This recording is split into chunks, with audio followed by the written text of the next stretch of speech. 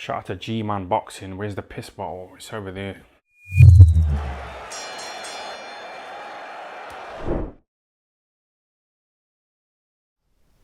Alright, people, midweek report time. Boy, oh boy, have we got some stuff to talk about today. So, Undisputed, let's start with that. Obviously, that's what we want to see.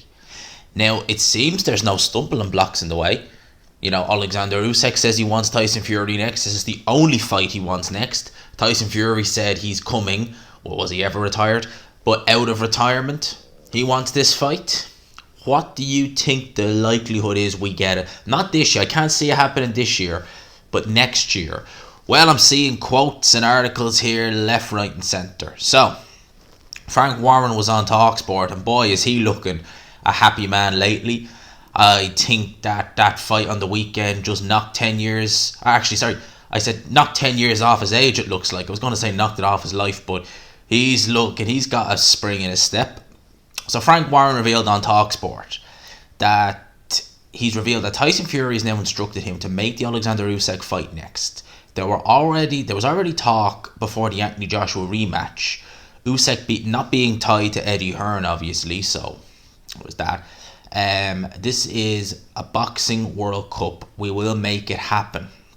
I see Bob Arum said as well, they are hopeful that they can make this heavyweight fight. It's the biggest fight since Ali fought Frazier, Fury versus Usyk. So, look, we're hearing things. There was a rumour, and I forget who broke the rumour. This was before the actual rematch with AJ and Usyk happened, that the winner had already, was it signed or certainly agreed to fight Tyson Fury next. Now, again, I suspect that might have only been a rumour, but there's a bit of truth to rumours. So hopefully we get this fight next year. I mean, I love the fight. I know everyone else does. It's an intriguing one because, you know, Oleksandr Usyk can bother Tyson Fury. He definitely can. He can give Tyson Fury fits in there. And Fury, again, he's fought smaller southpaws, you know, like Steve Cunningham, but that's nearly 10 years ago. That was 2013. And if it's 2023, by the time these two fight, it will have been 10 years. He has fought southpaws in Oliver Lane, a taller southpaw than Usyk, but it's still a southpaw, and had a bit of trouble there. And you look at Usyk and you just think, that style could give Tyson Fury fits. However, Fury is great at adapting. You know, he's probably better at adapting his way into a fight than Anthony Joshua is. You know, AJ, it's kind of, you get the impression with AJ, like, he can, but not to the same extent as Fury, switch it up on the fly. So if plan A isn't working, instantly plan B can just come to the fore. Whereas AJ, I don't think it's quite like that. I think he can switch it up, but it's not as seamless, you know. He kind of just is like, oh, what do I do now if this isn't working and that. So it'd be interesting. Look, if it got made and say it happened February 2023, just chucking a date out there, February 2023. At this minute in time, gun to my head, Tyson Fury wins. Probably on points. I can't really envisage him stopping Oleksandr Usyk. But I'd say he'd probably win it on points. Although Usyk is very, very, very live. And I think that style... I mean, like, who do you really have as a sparring partner? If you think about it like this is how... Well, it's a nightmare for both guys. Because you're thinking about Tyson Fury. Some tall, lanky kind of guy who's... You don't really know whether he's going to come and, you know, apply a bit of pressure behind the jab. Or if he's going to move on the back foot. You know, use his long arms, use his reach. And with Oleksandr Usyk, you'll get very few cruiserweights / small heavyweights with the energy that he has, the footwork that he has, the movement, the speed, etc. So you'd be looking at that thinking, it's so interesting because, like, no disrespect to Anthony Joshua. You could get, I know he didn't spar him, but you could get Joe Joyce in and they're not the same, obviously. But Joe Joyce is not the most coordinated heavyweight. He's not bad, but... You know, Joe Joyce is very successful at what he does, but he'd be similar kind of with AJ, be a bit stiff, bit stationary, you know, decent in certain departments and that. But, like, AJ, he's better than most heavyweights. We know that he's an elite heavyweight, but you wouldn't be scratching your head thinking, "Oh, who am I going to get to spar if it's Anthony Joshua?" Whereas Oleksandr Usyk, it's just like how do you put that in a sparring partner? So obviously, I hope to God they get this fight over the line. I really do. I want to see Undisputed. 23 years, if my maths is right. Yeah, it would be, since we had an Undisputed. We've never had an Undisputed heavyweight champion in the 4-belt era. So that would be a first. And, I really hope that they can get this fight made. I really, really do. Where is it going to be? Your guess is as good as mine. I'd love it if it was in the UK.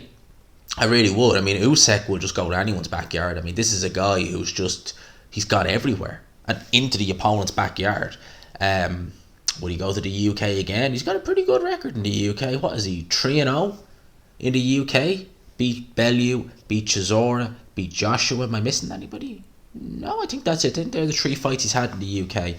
Yeah, they're definitely the 3 fights. So I'd like it if it was in the UK. Don't get me wrong. I'd be very happy if it was there. So Oleksandr Usyk, Tyson Fury. I hope we get this fight, lads. I really want to see it. I think it's a tremendous fight.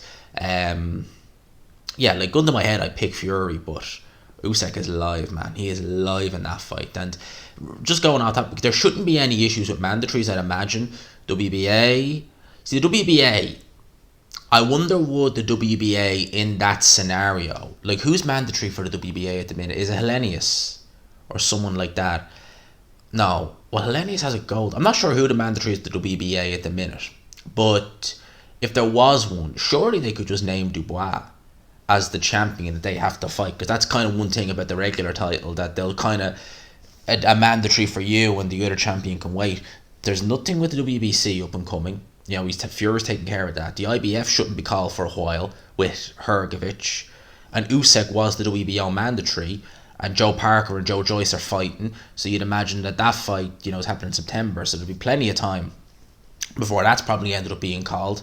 Or if it did, both guys probably need a bit of time to recover. So I think there's no reason why we shouldn't. I'm hoping we get to see it. And as Usyk's not with Hearn, he's not really with anyone. He's with K2, who was the Klitschko's promotion, who just seemed to they kind of go with anybody, they used to promote Triple G back in the day. And yeah, I think they had a few other fighters, but they don't have as many nowadays. So, and they don't seem to have any issues with a fighter fighting here or there or whatever, so shouldn't be an issue. And Usyk has fought on several top-ranked shows before. When he was Cruiserweight champion, I think he fought Machunu and he fought Michael Hunter. I think they were both on Lomachenko undercards, or I think one was on a Lomachenko undercard and one was on Hopkins versus Smith. Yeah, I think that was the other one. So, Joe Smith. So, shouldn't be any issues. Hopefully we get it. Speaking of mandatory to the WBA, I think I already spoke about this before, but I'll speak about it again. Ramirez versus Bivol, November 5th. Please, they've not officially signed and sealed it by the looks of things, but I really want to see that fight. I think some people maybe look at Zurdo Ramirez and think, but gee, he's not that good. He had some close fights with Jesse Hart. He did have some close fights with Jesse Hart, although I felt he won both with them. That was back down to super middleweight. But Zurdo Ramirez is a cruiserweight in at light heavyweight. The guy's weighing 200 pounds. That's what they said in his last fight he weighed in the ring.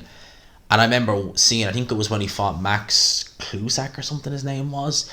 They said he rehydrated to basically 180 something pounds. I think it was 87 pounds. Bear in mind the super middleweight limit, this was going back 2018 or 2017, was 168 pounds. So he's put on 19 pounds overnight. It's crazy how much weight this guy was cutting. So you'd imagine at super middleweight he wouldn't have been exactly the freshest. He wouldn't have been exactly firing on all cylinders. He seems better at light heavyweight. And look, I'd pick Bivol. I would. But Zurdo is in it. He is a live opponent. That's such a dangerous fight. It really is. I guess if you're a Canelo, what way would that work? Just playing devil's advocate here. What way would that work, right? So say Canelo fights Triple G next month and he beats Triple G, right? He wants to invoke the rematch with Dimitri Bivol. But Dimitri Bivol goes in there and he fights Zurdo Ramirez and say he loses, right? Does that mean that, would Canelo want the rematch if he's nothing to gain in terms of a title? Would he want to go in there with someone as dangerous as Bivol with nothing to gain? Maybe pride, yeah. But that title is kind of the main thing. Would he really do it with Bivol coming off a loss? I don't think he would. I think he'd go down the Zurdo route, even though he is a golden boy fighter. Canelo can kind of come and go as he please with company to company and network to network, out all with his own. And there you go. You have an all-Mexican fight for a light heavyweight world title on Cinco de Mayo weekend in May. That would do brilliant. So I think Canelo probably would look at that and think, if he beats Triple G, of course, and think, do you know what, either or, I'm happy. I get my rematch with, maybe not happy, but you know what I mean. I get my rematch with Bivol, there we go. Or I get an all-Mexican clash for a light heavyweight title. Either way, that's pretty good. You know, I mean, obviously not for Canelo if it's, because both fights are tough, really tough. There's actually footage of Canelo sparring Zurdo many years ago. I think it was 2016, 2017. It's an interesting watch. It's a real interesting watch. Now, this is one I wanted to talk about because I'm hearing rumours about this. I heard of a good few rumours, even dates. Daniel Dubois and Dillian Whyte. Potential next fight. Daniel Dubois talked about it. He said actually that the Don King issue that he was having is now sorted. I've heard dates talked about the 29th of October in the O2. Now, when I heard that originally, and I heard it from a few, not just the one source, a few, I was thinking, that's crazy. And I was thinking, Jesus, you know, I kind of said that after Dubois won that title against Trevor Bryan. You know, maybe they would do Dillian Whyte. But then I kind of had a moment where I just thought things through. And I thought, you know what, right? Dillian Whyte, is he yeah, it's a world title as such, but would he really go to BT Sport again? You know, and maybe, and yeah, look, the build up to the Fury fight, it wasn't ideal for him, you know, in every aspect. But would he really fight with Queensberry again? Would he fight on BT Sport again? For a lesser world title against someone who, I mean, there's like Dubois is still fairly unproven. Would you really, like, you lost to arguably the best heavyweight in the world. There's no shame in that, right? Top two, Fury, Usyk, whatever order you want them in. There's no shame in that, right? But then you go and fight Dubois. No disrespect to Dubois, but this is again an unproven heavyweight who's one step up. He lost. If you go in there with him and you lose, that's it. You know, as far as I'm concerned, that's it. And Dubois, is he as talented as Fury? No, he's not. But does he? He probably hit. In fact, I'd say I wager he probably does. Probably hits much harder. But how would he cope with someone like Dillian Whyte? You know, people talk about Dillian Whyte being shot in terms of punch resistance, and yeah, I'd say that's legit. But I don't think he's shot in terms of his ability. I don't think he's slowed down that much. It doesn't appear anyway. So it'd be interesting. But to go back to what I was saying, I really did think, okay, that fight from a matchmaking point of view, you do it for Dubois, but I couldn't see Dillian Whyte going in there. I thought like him going back to the zone, especially now they're doing pay-per-view. You have a Chisora trilogy fight there potentially, which would still sell. It would. And then if AJ loses, now at the time this was what, May? The Usyk fight hadn't happened. I was thinking if AJ loses, well there you go. There's the perfect comeback opponent. You know, 7 years on from the first fight. You know, a rematch. Both guys have taken their L's. Both guys have had, you know, AJ's had world title, Dillian Whyte's had world title cracks. They've got wins. They've got mutual wins. You know, Parker for both guys. Why not run it back? You know, and that was what I was thinking. And for me, that seemed like the more lucrative option, just from the outside looking in. But I'm hearing that this fight is like... Now, when I say signed, I heard it was signed, and there was even talk of a press conference coming up for this fight on October 29th in the O2. The thing that I'm thinking of now is it might very well be rescheduled to sometime in November. But I'll tell you why, because I was only thinking about this the other day. Hughie Fury versus Michael Hunter has now been rescheduled. Hughie Fury, lads, right? Hughie Fury. Shades of Ali. Entertainment in abundance. You know? He's jabbing, and he's still jabbing 12 rounds later and not throwing a single straight right. But he's fighting Michael Hunter, which is a good fight. And look, I think Michael Hunter's last performance against Jerry Forrest was very poor. Very poor. But it was Jerry Forrest, wasn't it? I think it was anyway. It was very poor. Extremely poor. However, I think that because he already had a win over him, he was getting a lot of money for Triller, who have just seemed to have gone off the face of the earth now. I haven't heard anything from them in the last few months. Since the Kovalev-Pulev fight, I haven't heard anything from Triller. And apparently, wasn't just Kovalev, it was a good few fighters weren't paid on that card, or had yet to be paid a couple of weeks later. Maybe they have now, I don't know. But I got the impression the Hunter was just kind of like, I'm just turning up for a bit of money. I'll beat this guy easy, and it turned out to be a harder fight. Against Hughie Fury, I'd make him favourite personally. I'd be picking Hunter in that fight. I really would. I think people sleep on Michael Hunter the same way they did with Usyk.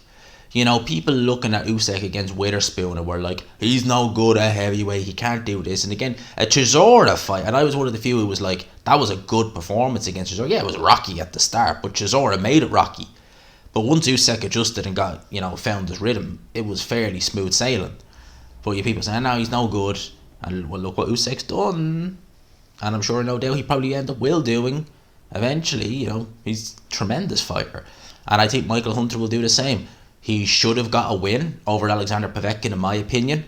I thought he was very unlucky there in Saudi Arabia not to get it. It was Glenn Feldman who scored that fight a draw, by the way. And that was why it was a majority draw. So Glenn Feldman, there you go. And Glenn Feldman actually refereed. Glenn Feldman likes Saudi Arabia because he refereed that fight. He refereed Joshua versus Ruiz too. There was no controversy in that, but you get what I mean. He seems to like that part of the world. We already knew this fight was happening, but it's been confirmed now. Devin Haney will defend his undisputed lightweight world titles in a rematch against George Kambosos, October 15th in Melbourne, Australia. Yeah, I get this fight, really, for Kambosos. I mean, he didn't take a shellacking in the first fight. He was just outboxed. And what would he do? Where would he go? Other than taking the Haney rematch, I mean, it's a big money fight. You can have it at home again. And, where would you go if you're George Kambosos? You're going to kind of... You may very well be the B-side in this one, but not so much as you would be fighting, say, a Tank Davis or a Ryan Garcia, and might not make as much money fighting them fights. So I guess at the time I was like, well, when it was first talked about the rematch, I was like, well, look, it wasn't great. I don't really want to see it again. But then when you look at it from a business point of view, it just makes the most sense. You'd be kind of mad not to take the rematch, especially considering the fact that he didn't take a beating. It'd be different. I'd be looking at Lou DiBella, and I already do look at Lou DiBella with just, my hand like that. But I'd be kind of looking at him even more so if Kambosos took a real bad beating in there against Haney, where he was just barred from pillar to post over 12 rounds, and then he was straight back in with a rematch. It wasn't like they were just outboxed. Could he make it more competitive? I'm sure he could. I've no doubt he could. The only thing is, though, is that Devin Haney, he won that fight with the jab. He didn't really need to do much else. And I know Devin Haney's got more gears to go through. So, even though I think Kambosos can improve, he definitely can, I'm just like, well, Haney has more gears. Haney really settled in that fight, if you know what I mean. He kind of was like, right, well, I know what I'm doing. I know what I need to do. I don't need to step on the gas because I'm having my success with just the jab. It's taking me to where I need to go. So, look, I expect Haney will be better as well. I'm interested in seeing this here. Frank Warren declared as well that the purse split is going to be 50-50 for Oleksandr Usyk Fury. So there mightn't be any issue, hopefully no issue with I want this, I want that. He's also stated that it will take place whichever generates the most money. Right. So that's kind of basically saying wherever generates the most money. Again, I'd love it if it happened in the UK. I would. I'd be very, very, very, very, very happy if it happened in the UK.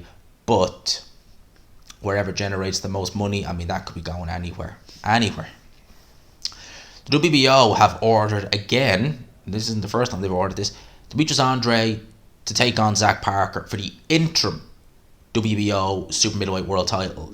So Andre now apparently has vacated his world middleweight title, WBO world middleweight title. So Yalabek will be upgraded to full champion. I wasn't even sure he was the interim, but he's full champion now. So yeah, that was meant to happen in May 21st in, what's Derby Stadium called? Is it still called Pride Park or Pride Park, isn't it? I think it's called Pride Park anyway. Will Frank Warren go and bid for it again? Will they do it again? I don't know. Demetrius Andre, I like Demetrius Andre. I rate him very highly, always have. But God almighty, his career has been just... I know that Billy Joe fight that got away in 2018, if he'd have fought Billy Joe that night, I reckon he'd have won. I reckon he'd have beat Billy Joe in 2018. And God knows what way his career would have panned out if he'd had that moment beating Billy Joe. Instead, he fought Cowan Docwa, made a lot of money from the zone, and that's really all it was. It was just kind of like him picking up paydays against your Luke Keelers, your Jay Quigley's, and that's really it, you know. In terms of some of the other fights we're talking, and actually, it's going on top, that May 21st fight, which was meant to happen with Demetrius Andre and Zach Parker, would have clashed with Boazzi versus Richards, which I flippin' hate. I don't like it when promoters do that. I hate seeing the shows clash, especially if they're both good shows, because you're just kind of like, well, I want to watch this fight, but I want to watch that fight. What do I do? Well, it looks like we're going to have a similar situation in September. So obviously Joe Joyce is fighting Joe Parker on the 24th of September, fight that I'm looking forward to. I know a lot of yous are. Well, it's looking likely here that Lee Wood will fight Mauricio Lara on the 24th of September in Nottingham. Again, like Eddie Hearn back in February, put on Lawrence Okoli versus Selnick, I think is how you pronounce that guy's name, on a Sunday. On the Saturday, you had Josh Taylor, Jack Catterall. I don't understand why you can't run this on a Sunday. Now, I know Okoli, no disrespect, not the biggest name in the world, not the biggest draw. That fight was a bit of a stinker. It didn't do probably the best of viewers. But Lee Wood is, certainly in Nottingham anyway, will draw. And maybe look, that fight with Mick Conlon was fight of the year as far as I'm concerned. I mean, that was just tremendous. So you got to imagine Lee Wood has got a bit of momentum. I don't see why I don't know why, if they're putting this on, they have to go on the same day as that, because that's just making that's like just, I like this fight, Lara versus Wood. I like it. I think it's a good fight. I mean, I don't know who I'd really pick in that fight. I mean, Lee Wood, I want to say Lee Wood should win, but Lara can bang. I mean, if Lee Wood's getting hurt and dropped that big by Michael Conlon, I mean, Lara can bang, but he's good, he's entertaining, but he's not slick. He's not as slick as Conlon. Nowhere near as slick as Conlon. So he's there to be hit. Lee Wood can bang, and he's improved. But that Conlon fight was tough, man. I mean, that first round knockdown, he hit his head off the canvas, and I think he even said himself, him hitting his head off the canvas actually kind of woke him up. That was a really, really hard grueling fight with Conlon. So him against Lara, I mean, that's interesting. I think Lara is due a title shot. He really is, in all fairness. I mean, the Josh Warrington fight beat him first time. Shocking matchmaking, really was. And then the rematch, we all know what happened there. But I'm hearing on the undercard of this is going to be, I can think of their names, but Kid Galahad and Maxie Hughes up at lightweight. So Kid Galahad going up 2 weight divisions, because obviously his last fight was when he got knocked out by Kiko Martinez, that was down at featherweight. So looking to go up 2 weight divisions, 2 weight classes up to lightweight against Maxie Hughes. That's an interesting fight. Maxie Hughes is very much improved, extremely improved. So that's kind of what we're looking at. In terms of some of the other news, the heavyweight news, if you think about it like this, right, we are getting a lot of good heavyweight fights over the next few weeks, aren't we? We've just had Joshua versus Usyk 2, alright? In 2 weeks, less than 2 weeks, we've got Ruiz versus Ortiz. Some people are looking forward to that. Personally, me, I am. I actually quite like that fight. Ortiz, well, if this was a prime Ortiz against Ruiz, he would win. I'd pick him to win. At this point, like, he looked terrible against Martin. Really did. But that was in January. Alright? Andy Ruiz hasn't had a fight since April last year. And he's changed trainer again. He can't seem to stick with a trainer. So I think that's an intriguing fight. So that's coming up. We have heavyweight. We've Joe Joyce versus Joe Parker. Good fight. Really, really looking forward to that. Can't wait for that fight. Really excited for that one. Then we've got Wilder Helenius. I'm looking forward to seeing Wilder in general. You know, not just to see how he looks, just in general, because I love watching Deontay Wilder. There's another fight. And yeah, you could say, you know, gee, Helenius is not... He's pretty shot. Yeah, he is. But God knows how Wilder's going to look after those two Fury fights. That's the interesting part. Hunter versus Fury. Huey Fury. That's an interesting fight. I'm looking forward to seeing that. Potentially, Dillian Whyte versus Daniel Dubois. I mean, you can't really complain. And that's not just until the end of the year. You may very well get another heavyweight fight between now and then.